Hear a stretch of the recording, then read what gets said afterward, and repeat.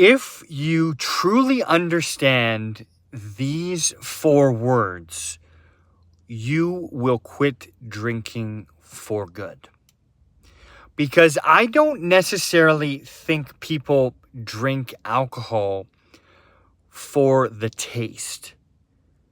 Like maybe way back when you first started drinking or something, it was kind of cool and it was like, oh, this is like, I'm doing something rebellious, this and that. But I'm talking to the man, the man in his 40s who is sick and tired of feeling like crap. He knows that he has a problem with drinking. He wants to eliminate drinking. I'm talking to that person. And in order to do that, you need to understand these 4 words. And I really wanted to come on and do this live video, okay? Because I firmly believe that this is a truly, truly important message for you. Because I honestly think that alcohol really isn't the problem. And I know that sounds kind of funny, but it really is a coping mechanism if you think about it, right? I know for me, specifically, my problem, my situation, when I was at my absolute peak of drinking was during my initial separation, where I was just putting my problem on credit. I was drinking during the day, I was sleeping, I just didn't want to confront my problem and face it head on. So I turned to a coping mechanism, which was alcohol for me, right? And many, many people do this. They wear a mask. They're not dealing with the specific problem, pain, or situation that's causing it, right? And alcohol is just a numbing agent. It's just a sedative that makes you forget about it, and then that problem comes back in the morning. Like, we know that, right? Alcohol is really a simple solution. It's literally everywhere. You can just go to the store.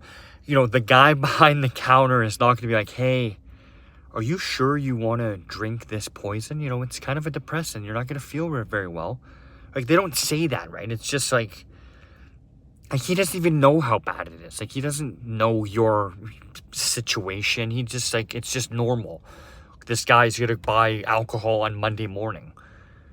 It's kind of crazy to think about it, really, if you honestly sit back and analyze it. It's like even like the government has their hand on it, and they're spending millions and millions of dollars each and every year on advertising this stuff and marketing this stuff and making sure there's no warning labels on the bottle, because maybe if there was a warning label, people would kind of clue in.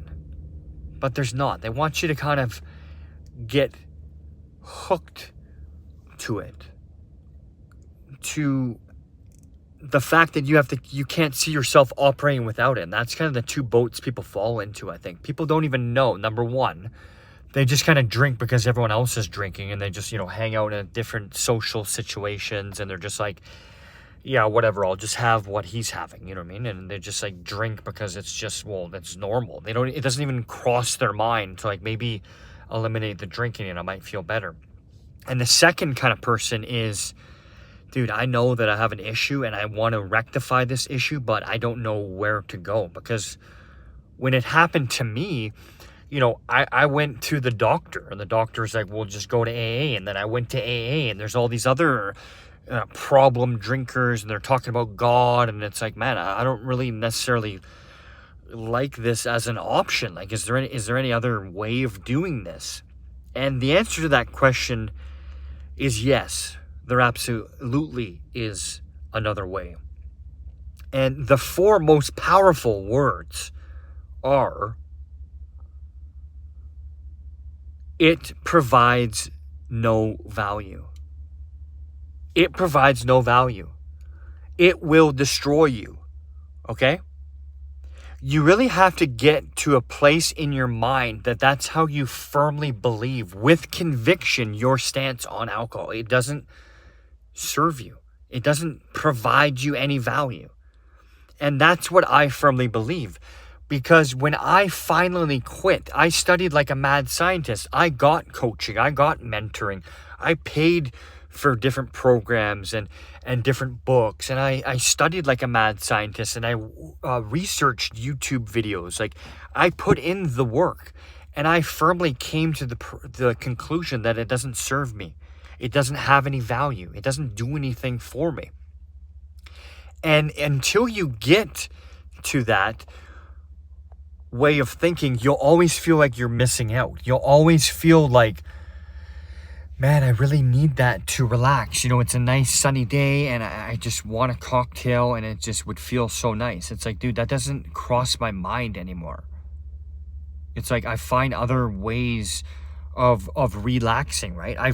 What I really did was I reprogrammed my mind. I reconditioned my mind. I changed my subconscious conditioning, my programming around alcohol, and that's what you have to do too. Otherwise, you'll always be white knuckling it. You'll always be making silly rules for yourself, like, oh, I need to moderate. You know, I'm gonna draw a line on the bottle, and like I'm gonna stop drinking. All this nonsense.